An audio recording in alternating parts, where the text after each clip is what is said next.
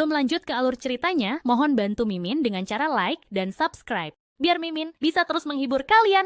Eits, jangan lupa komen juga ya, karena dengan masukan dari kalian pemirsa terkasih, semoga channel ini lebih berkembang. Terima kasih. Bab 3461. Tatapan Nyonya Li sedingin es.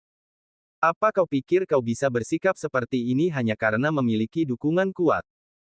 Apa kau benar-benar berpikir kami tidak bisa menemukan orang untuk menghadapimu? Biar ku beritahu sesuatu. Longmen dipenuhi oleh para ahli.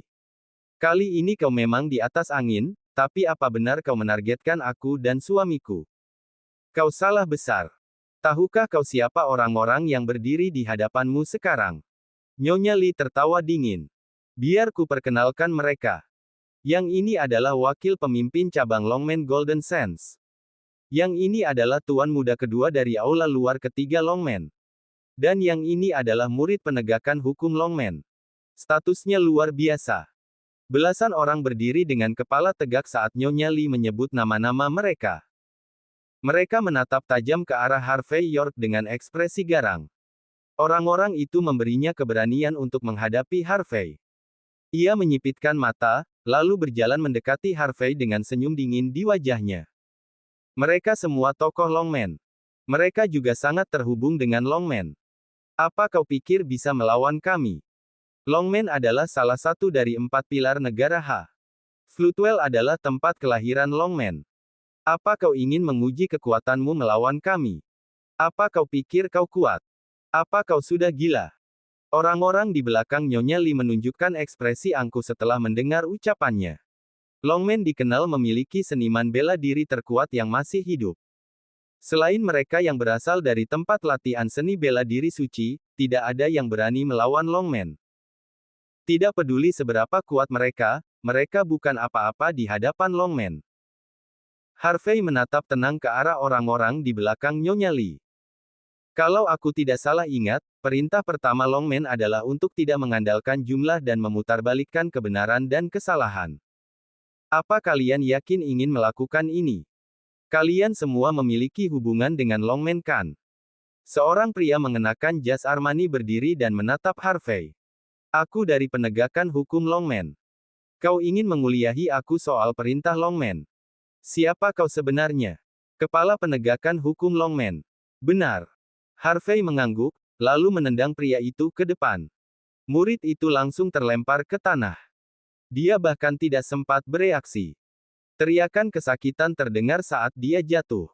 Pemandangannya menyedihkan. Plak. Sebelum pria itu bisa merangkak bangkit, Harvey menamparnya sekali lagi. Udara dingin menyelimuti seluruh tempat. Murid itu merangkak mundur sambil menatap Harvey dengan tatapan penuh kebencian dan gigi terkatup. Berani-beraninya kau memukulku, bajingan. Apa kau tidak tahu sekuat apa penegakan hukum Longmen sebenarnya? Kau sudah selesai. Dan bukan hanya kau. Keluargamu juga akan ikut terseret.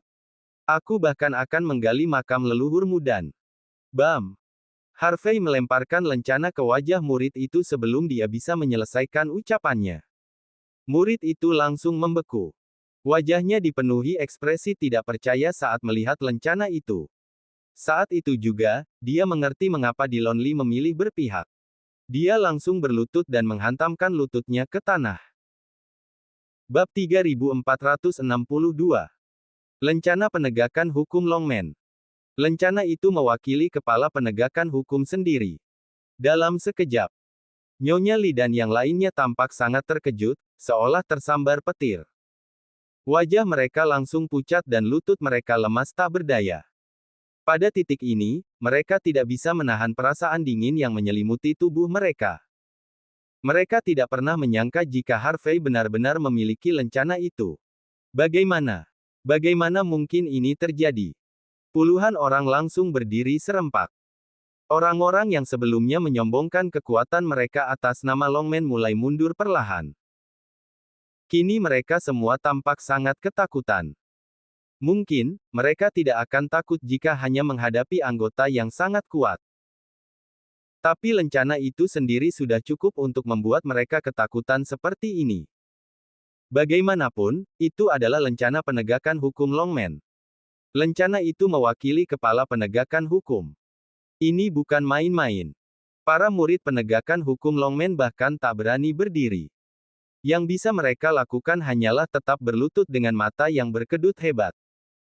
Dia tiba-tiba teringat akan rumor mengenai kepala penegakan hukum yang baru diangkat. Hanya sedikit orang yang pernah bertemu dengannya sejak Rahel Hardy memimpin organisasi ini. Tapi, lencana itu ada tepat di depannya saat ini. Meski sulit dipercaya, dia tetap harus menerima kenyataan. Lencana emas itu memang benar adalah lencana penegakan hukum Longmen. Sebagai murid penegakan hukum Longmen sendiri, tidak mungkin dia salah mengenalinya. Tanpa berpikir panjang, murid itu langsung berlutut tegak. Kau berniat melakukan apa terhadap Longmen? Plak.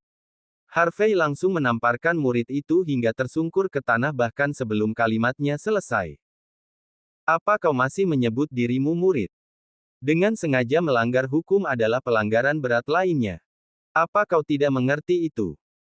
Sebagai murid penegakan hukum Longmen, kau seharusnya menghentikan orang-orang yang menyalahgunakan nama Longmen. Tapi kau malah membantu mereka. Apa gunanya mempertahankanmu di sini? Harvey menatap kerumunan dengan tenang. Aku akan beri kalian satu kesempatan. Akui kesalahan kalian kepada penegakan hukum Longmen sekarang juga. Jika kalian lambat sedikit saja, maka kalian harus menanggung akibatnya sendiri. Kata-kata Harvey terdengar tenang, tapi sorot matanya dingin. Orang-orang yang sebelumnya menyombongkan kekuatan mereka langsung tercekat. Mereka bahkan tak berani menatap mata Harvey saat ini. Suasana menjadi sangat tegang dan menyesakkan. Semua ini hanya kesalahpahaman. Kami semua hanya terjebak untuk datang ke sini. Murid itu akhirnya sadar dan menutupi wajahnya. Aku akan segera pergi bersama yang lain. Kami akan mengaku bersalah kepada penegakan hukum Longmen sekarang juga. Murid itu lalu terlatih-tatih keluar dari tempat itu. Sebelum pergi, dia kembali melirik Harvey. Dalam hatinya, dia yakin bahwa Harvey adalah kepala penegakan hukum Longmen, atau paling tidak orang yang sangat dekat dengannya.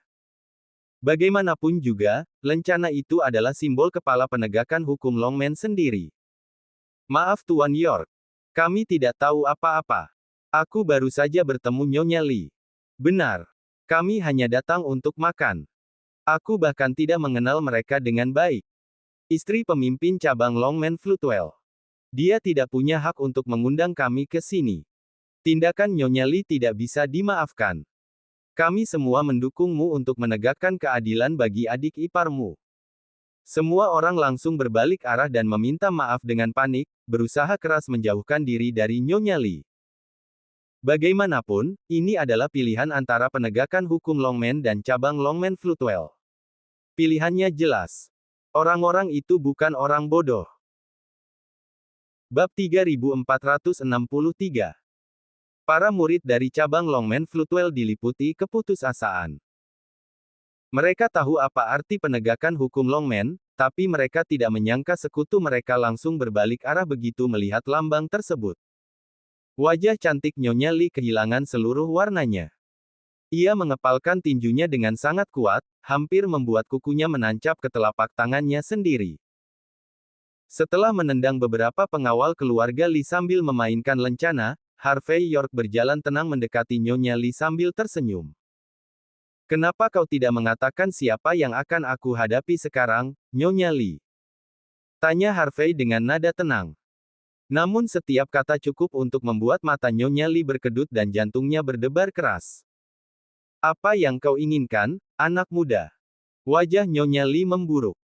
Apa kau benar-benar berniat melawanku? Nyonya Lee ketakutan saat melihat lencana itu. Tapi dia tahu betul bahwa dirinya sendiri tidak bisa berlutut. Selain harga diri dan martabatnya sebagai istri pemimpin cabang Longmen Floodwell, dia juga memiliki dukungan kuat di belakangnya. Orang itu juga sangat kuat. Kau telah memutarbalikkan kebenaran, memukuli adik iparku, bahkan mencoba merobek pakaiannya, menyebabkan trauma mental dan fisik padanya. Harvey dengan tenang mengambil pistol dari salah satu pengawal keluarga Lee sebelum membuka pengamannya. Wajar saja jika aku melumpuhkan tangan dan kakimu atas namanya kan? Apa kau mau melakukannya sendiri? Atau kau ingin aku yang membantu? Kelopak mata Nyonya Li bergetar hebat. Sudut bibirnya terus berkedut saat dia menatap Harvey tajam. Aku tidak tahu dari mana kau mendapatkan lencana itu, bocah. Sebagai orang dari Longmen, aku akan mengakui kekalahan. Tapi itu bukan berarti aku lemah. Dan bukan berarti kau bisa berbuat seenaknya. Aku sudah memperingatkanmu.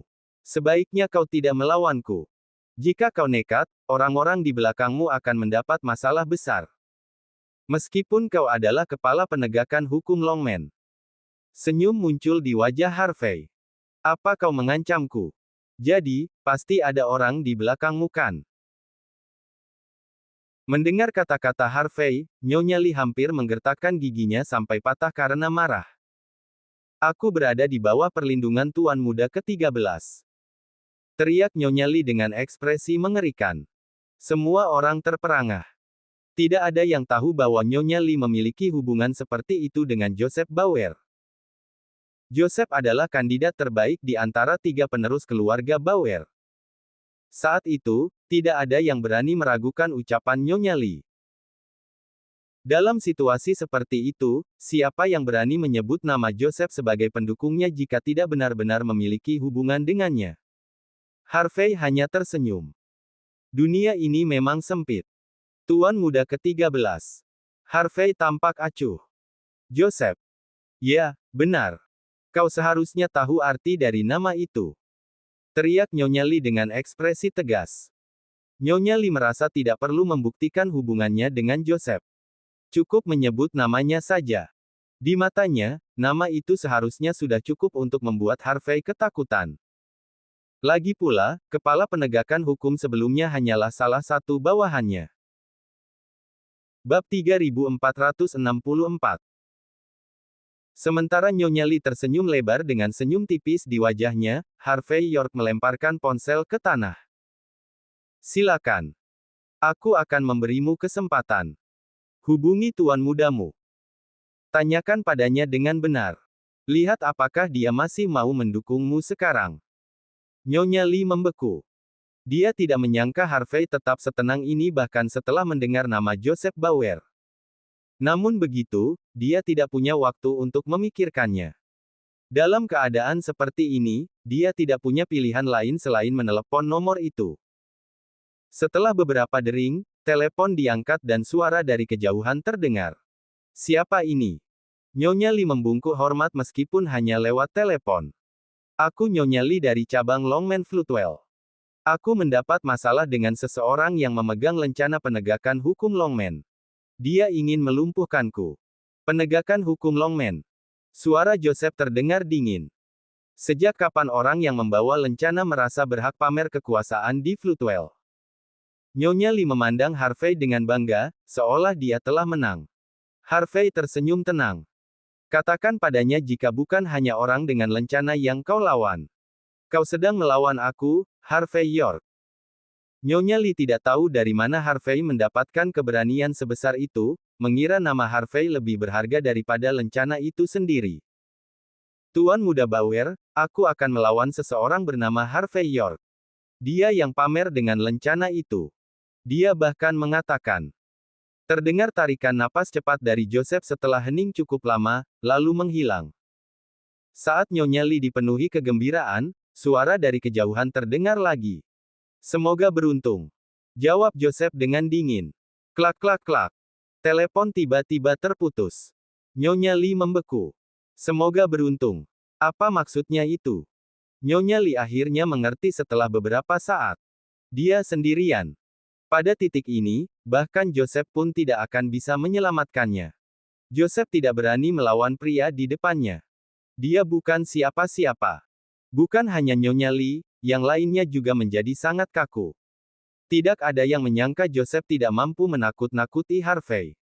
Tapi bahkan menyebut nama Harvey saja sudah membuat Joseph waspada. Siapa pria ini? Bahkan Tuan Muda ke-13 takut padanya. Semua orang menyeka keringat di dahi mereka dan menyadari bahwa mereka telah berkeringat deras. Mereka diam-diam bersyukur. Jika mereka tidak segera menyerah, mereka pasti tamat. Jadi, sudah cukup. Harvey mengisi beberapa peluru ke dalam revolvernya dan tersenyum pada Nyonya Lee. Wajah Nyonya Lee langsung menggelap. Siapa kau sebenarnya? Apakah kau dari 5 keluarga tersembunyi? 10 keluarga teratas? Atau seseorang dari tempat pelatihan bela diri suci? Aku bahkan tidak ingat ada orang sepertimu. Nyonya Lee tidak percaya. Dia tidak bisa mempercayai bahwa seseorang yang muncul entah dari mana berhasil menekan Joseph. Dia ingin mengetahui kebenarannya, meskipun itu berarti kematiannya. Bab 3465. Siapa aku? Harvey York dengan santai memuat peluru ke revolvernya dan melepaskan pengamannya. Lalu, ia tersenyum dingin sebelum meletakkan gagang revolver tepat di tangan Nyonya Lee. Bukankah sudah kukatakan? Aku Harvey York. Aku adalah kakak ipar dari Cynthia Zimmer. Aku hanya datang untuk menuntut keadilan untuknya. Tidak lama kemudian, Harvey dengan tenang menarik pelatuknya. Peluru itu menembus pergelangan tangan Nyonya Lee. Kerumunan orang berteriak ketakutan lalu menutup mulut mereka. Tidak ada yang menyangka Harvey benar-benar akan melakukan apa yang dikatakannya tanpa ragu. Lagi pula, itu hal yang wajar. Bahkan Joseph Bauer pun bukan siapa-siapa baginya. Terutama Nyonya Lee. Dia bisa melakukan apapun yang dia mau. Tubuh Nyonya Lee sedikit bergetar saat orang-orang di sekitarnya berteriak. Pada saat itu, keterkejutan benar-benar mengalahkan rasa sakit. Dia tak bisa menyadari apa yang terjadi saat melihat tangan kanannya lumpuh. Selama beberapa tahun terakhir, hidup Nyonya Lee berjalan mulus karena dukungan dari pihak di belakangnya. Dia tak pernah peduli siapa yang dihancurkannya, tapi dia juga tidak pernah menyangka akan berakhir seperti ini kali ini. Bang! Kemudian, Harvey dengan tenang mengarahkan revolver ke kaki Nyonya Lee sebelum menarik pelatuknya lagi. Harvey sudah mengatakan akan mengambil satu tangan dan satu kaki. Dia sama sekali tidak berniat menahan diri. Nyonya Lee gemetar sebelum jatuh ke tanah. Dia ingin berteriak, tetapi takut akan mati secara tragis setelah memancing kemarahan Harvey. Apa kalian semua mau maju sendiri? Atau perlu aku seret satu per satu? Harvey dengan tenang meniup ujung laras revolvernya. Beberapa pengikut Nyonya Lee saling berpandangan sebelum akhirnya maju dengan menggertakkan gigi. Mereka tahu tidak ada gunanya berpura-pura atau melarikan diri dari pria kejam seperti Harvey. Harvey tak membuang waktu dan langsung menendang mereka sebelum menarik pelatuknya, melumpuhkan tangan dan kaki mereka. Saat ini, Harvey terlihat acuh tak acuh. Selain mengisi ulang peluru, dia tidak melakukan apapun lagi. Para pengikut itu menutup mulut mereka sekuat tenaga. Mereka tidak berani mengeluarkan suara sedikit pun. Selama ini mereka selalu menyombongkan kekuasaan di samping Nyonya Lee untuk menindas orang lain.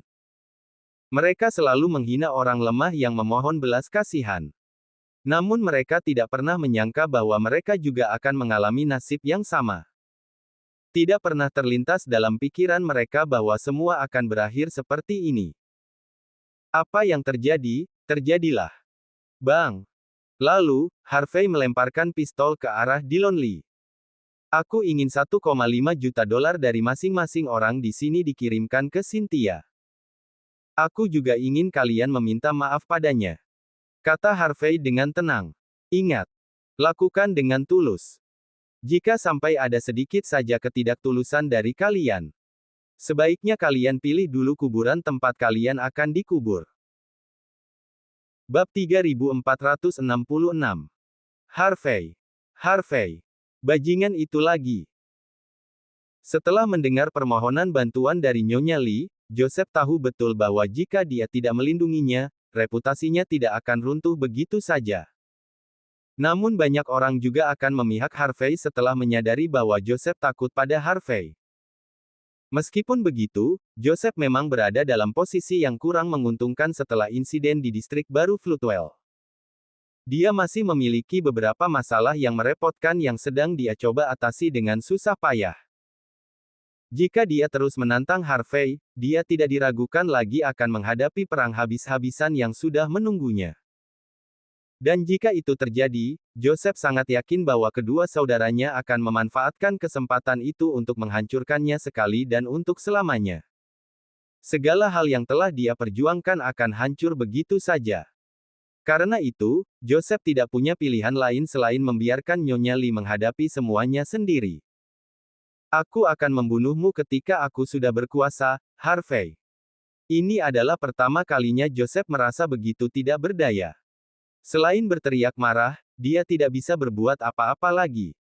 Anda mengajarkan kami untuk bersabar demi mencapai hal-hal besar, Tuan Muda Bauer. Kata Ruby setelah ragu sejenak. Joseph sedikit tenang setelah mendengar kata-katanya. Kau benar. Aku harus tenang. Jika tidak, orang lain akan menemukan celah untuk menyerangku. Saat Joseph hendak menenangkan diri dan mulai menyusun rencananya, seorang pelayan masuk ke ruangan dengan sebuah kotak hadiah. Seseorang mengirimkan hadiah untuk Anda, dia mengatakan bahwa Anda harus membukanya sendiri. Joseph bingung. Tidak ada acara apapun yang sedang berlangsung saat ini untuknya. Kenapa seseorang mengirimkan sesuatu seperti ini? Tanpa banyak berpikir, dia membuka kotaknya. Di dalamnya terlihat sebuah karya seni kaligrafi yang dibingkai dengan rapi. Terdapat dua baris kata-kata yang tampak elegan. Di mana ada kemauan, di situ ada jalan. Kerja keras pasti membuahkan hasil. Puff.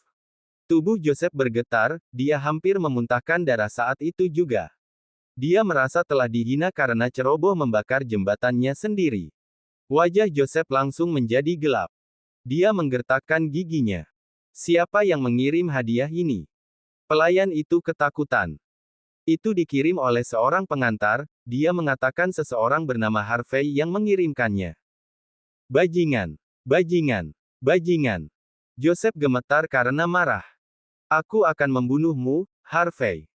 Ruby tidak berani berkata sepatah kata pun. Beberapa saat kemudian, Joseph berhasil menenangkan diri. Dia gemetar sambil mengisap cerutu panjang dan tipisnya. Bajingan itu mencoba memaksa tanganku. Bagaimanapun juga, ini kampung halamanku. Aku memang kalah cukup telak melawannya sebelumnya. Aku juga mengaku kalah sepenuhnya. Tidak pantas baginya untuk terus menekanku jika aku tidak menyerangnya terlebih dahulu. Dia mencoba memancingku keluar. Bajingan itu. Pantas saja dia bisa mengalahkanku. Joseph menghela napas. Aku membencinya, tapi aku harus mengakui bahwa langkah-langkahnya jauh lebih menakutkan daripada rencana matang kita. Pada akhirnya, kesederhanaan adalah segalanya. Bab 3467. Joseph ragu apakah harus melawan Harvey atau tidak. Sementara itu, Harvey sudah melupakan hadiah yang dia berikan kepada Joseph. Dia sedang duduk di rumah sakit, menunggu hasil tes Cynthia. Cynthia cukup beruntung. Sejak Rudolph dan timnya masih ada, mereka merawatnya dengan sangat hati-hati. Setelah semalaman penuh, dia sebagian besar telah pulih dari lukanya. Secara mental pun dia terlihat jauh lebih baik. Tidak hanya sudah sadar, tapi juga punya nafsu makan yang besar. Ini bubur biji egg kesukaanmu. Aku sudah mendinginkannya untukmu. Kamu bisa langsung makan. Harvey membuka bungkusannya dengan santai dan meletakkan panci kecil itu di meja samping tempat tidur Cynthia. Harvey tahu cara memasak sendiri, tapi untuk saat ini dia tidak punya waktu. Memesan makanan adalah pilihan yang diambilnya. Tanganku sakit, kakak ipar. Kamu harus menyuapiku. Cynthia membuka mulutnya sedikit dengan ekspresi tidak berdaya di wajahnya. Harvey terdiam, dia menghela napas sambil melirik tangannya yang sedang menggulir ponsel. Apa kamu masih mau aku suapi? Apa kamu tidak ingin menikah nanti? Cih. Cynthia mencibir sebelum tersenyum hangat padanya. Aku tidak mau. Kakak ipar tidak akan bisa mengurus aku jika itu terjadi. Harvey langsung mengetuk kepala Cynthia. Apa maksudmu? Kamu berbicara seperti aku akan mati begitu kamu menikah dengan orang lain. Cynthia manyun. Aku tidak peduli. Aku mau kakak ipar jadi suamiku. Aku sudah memutuskan. Aku akan mencari orang yang sepertimu di masa depan. Aku tidak akan menikah dengan siapapun. Harvey tertawa terbahak-bahak. Ibumu pasti akan mematahkan kakimu jika kamu benar-benar mencari pria seperti aku. Lak pula, kamu tidak akan menemukan pria seperti aku dimanapun. Aku satu-satunya. Aku tidak peduli. Aku tidak akan menikah kecuali aku menemukan orang sepertimu. Aku akan tetap bersamamu selamanya. Seru Cynthia. Dia meletakkan ponselnya dan mengelus kepala Harvey dengan ekspresi sedih di wajahnya. Maaf ya, kakak ipar. Aku membuatmu terkena masalah lagi. Jangan katakan kepada kakakku atau ibuku soal ini. Mereka pasti akan mencarimu nanti. Tenang saja. Lakukan apapun yang kamu inginkan. Harvey diam-diam melepaskan diri dari pelukan Cynthia sebelum menghela napas. Jangan terlalu dipikirkan. Jika aku benar, Nyonya Lee dan yang lainnya pasti akan datang minta maaf padamu besok. Simpan uangnya, tapi jangan biarkan mereka lolos begitu saja. Minta apapun yang kamu inginkan. Mereka pasti akan menuruti permintaanmu. Kakak ipar, aku. Kata Cynthia dengan pelan. Harvey tahu Cynthia berhati lembut. Aku tahu kamu bukan orang seperti itu. Katanya sambil menghela napas. Tapi jika kamu tidak mengajari mereka pelajaran melalui hukum, dan mereka terus menyalahgunakan kekuasaan sesuka hati mereka, akan banyak orang lain sepertimu yang dimanfaatkan. Kamu tidak boleh lunak dalam hal ini, meskipun hanya untuk mengajari mereka pelajaran. Buat mereka melakukan apapun yang kamu mau. Cynthia ragu sejenak sebelum tersenyum. Tenang saja. Aku pasti akan lakukan itu. Namun, meski Cynthia mengatakan itu, sebenarnya dia tidak berniat untuk benar-benar melakukannya. Bab 3468. Harvey menghela napas setelah melihat ekspresi di wajah Cynthia. Terkadang, dia tidak bisa tidak merasa kagum bahwa kedua saudara perempuan itu sama sekali tidak memiliki kesamaan dengan ibu mereka. Seorang wanita yang begitu memikat seperti Lilian bisa melahirkan dua putri yang sopan adalah sebuah berkah tersendiri. Pada titik ini, Harvey tahu dia tidak bisa lagi bercanda dengan Cynthia mengenai hal ini. Baiklah. Aku tidak akan mempersulitmu. Kata Harvey setelah menghela napas. Jangan khawatir. Mereka sudah menerima hukuman mereka. Cukup suruh mereka berlutut seharian besok. Baik. Aku akan menuruti kata-katamu. Cynthia menghela napas lega. Tidak lama kemudian, dia teringat sesuatu. Bagaimana dengan Larissa? Aku dengar dia sering terlihat lesu. Bukan karena aku yang menembaknya kan? Gadis muda yang berhati lembut itu tidak bisa menahan kekhawatirannya terhadap temannya. Aku tidak tahu. Dia tersenyum. Tapi tembakannya sepertinya tidak membuatnya terluka parah. Dia juga tidak sakit.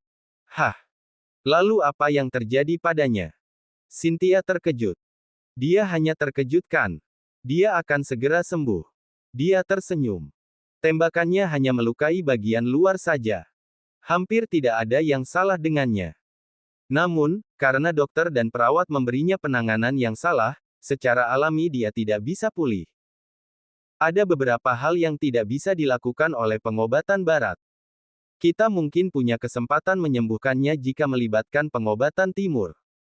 Harvey segera mengganti topik, dia tidak ingin terus menjelaskan situasinya. Kamu sebegitu khawatirnya tentang Larissa.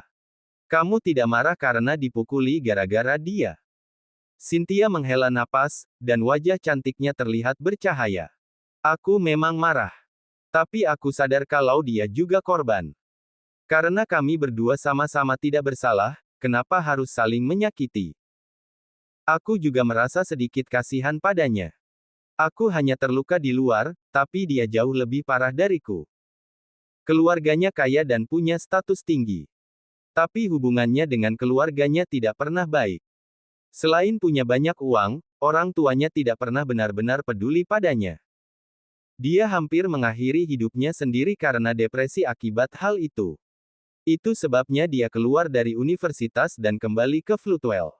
Lalu, semua ini terjadi.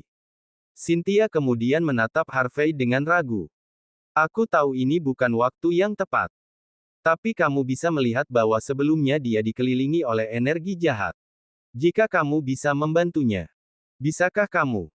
Harvey cepat-cepat memotong ucapan Cynthia sebelum dia bisa melanjutkan. Jangan pikirkan itu dulu. Makan buburnya, katanya sambil menghela napas. Istirahat yang cukup. Kita bicarakan hal lain setelah itu. Aku juga harus menagih utang bersama kakakmu besok. Aku tidak punya waktu untuk urusan lain sekarang. Baiklah. Cynthia mengangguk pelan tanpa berkata apa-apa setelah melihat ekspresi marah Harvey. Keesokan paginya, Harvey mengirim beberapa orang untuk menjaga Cynthia. Setelah memastikan bahwa Nyonya Lee dan yang lainnya tidak akan membuat masalah lagi, dia pun menuju ke Hearthstone Corporation. Bab 3469.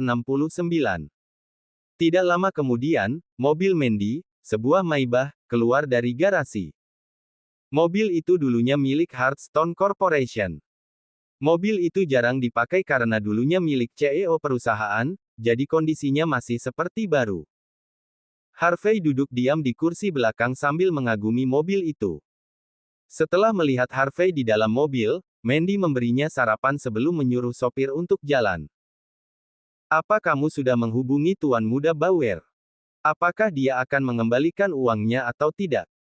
Mandy menghela napas. Ketiga Tuan Muda itu adalah tokoh terkenal di Floodwell. Tuan Muda Bauer yang tertua adalah yang terbaik di antara ketiganya. Dia juga cukup tertutup dari dunia luar.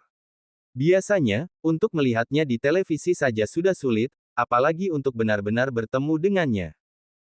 Dikatakan bahwa dia punya 18 tempat yang dipilih secara acak untuk ditinggali setiap hari. Dia bahkan tidak mau memakai pakaian yang sama dari hari sebelumnya. Semua ini dilakukan agar dia tidak bisa dilacak. Harvey tersenyum tenang. Jeff didukung oleh setengah pemimpin cabang Lockman. Bahkan setengah dari 8 aula dalam dan aula luar berpihak padanya.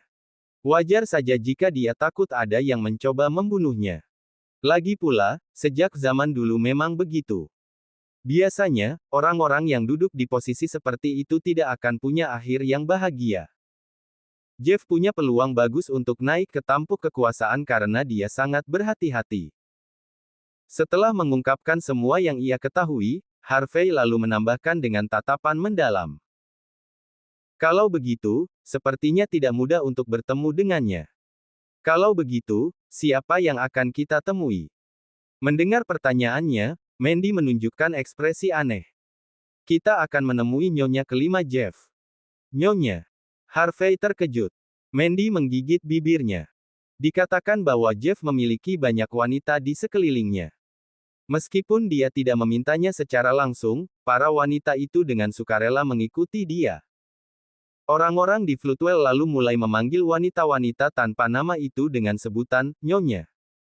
Kudengar Jeff punya 72 nyonya, dan semuanya adalah wanita luar biasa. Harvey terkejut. Apa ini haram? Apakah Jeff menganggap dirinya seperti raja? Mandy menatap Harvey dengan aneh.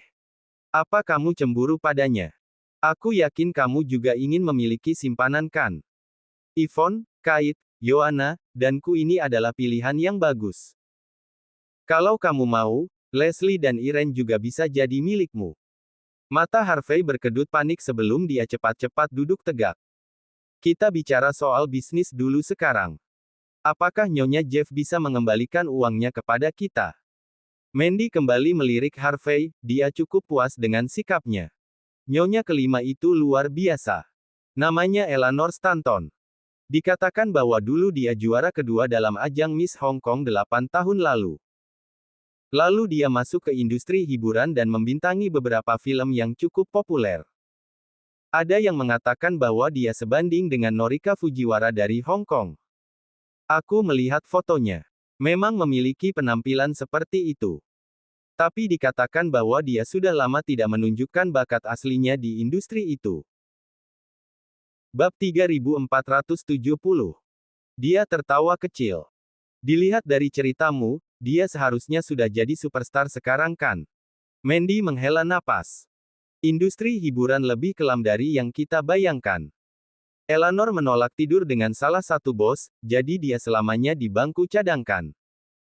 Dia bahkan diberi peran sebagai petugas kebersihan toilet atau korban kekerasan. Itu sangat memalukan baginya. Dia bertemu Jeff secara kebetulan dan menjadi salah satu wanitanya. Sejak saat itu, dia berhenti menampakkan diri. Begitukah? Tanya Harvey, penasaran. Jika Eleanor hanya bersedia menjadi salah satu simpanan Jeff, apakah dia punya hak untuk bernegosiasi dengan kita? Setelah bersama Jeff, dia menggunakan kekuasaannya untuk menghancurkan para sutradara. Bahkan seluruh keluarganya terseret. Nenek moyang bos itu digali dari kubur dan dibakar sampai hangus. Mandy sangat terkejut. Dia tidak mengerti bagaimana seseorang yang hampir menjadi superstar bisa berakhir seperti itu. Harvey menarik napas dalam. Dia benar-benar kejam. Jeff pasti sangat mencintainya. Bukan hanya itu, dia bahkan memperlakukannya seperti penasihat militernya. Jawab Mandy dengan tenang. Dari 72 selir, dia satu-satunya yang mengurus bisnisnya sendiri. Dia mengendalikan pusat perbelanjaan dan hiburan termewah, White Bean Center. Aku menggunakan banyak koneksi untuk bisa bertemu dengannya, berharap kita bisa menyelesaikan masalah ini secara damai di arena adu banteng mereka. Harvey mengernyitkan dahi. Adu banteng. Dengan damai. Seberapa besar kemungkinan itu? Tidak besar. Mandy menghela napas. Setelah melihat latar belakang Eleanor, dia tahu wanita itu sangat mengerikan.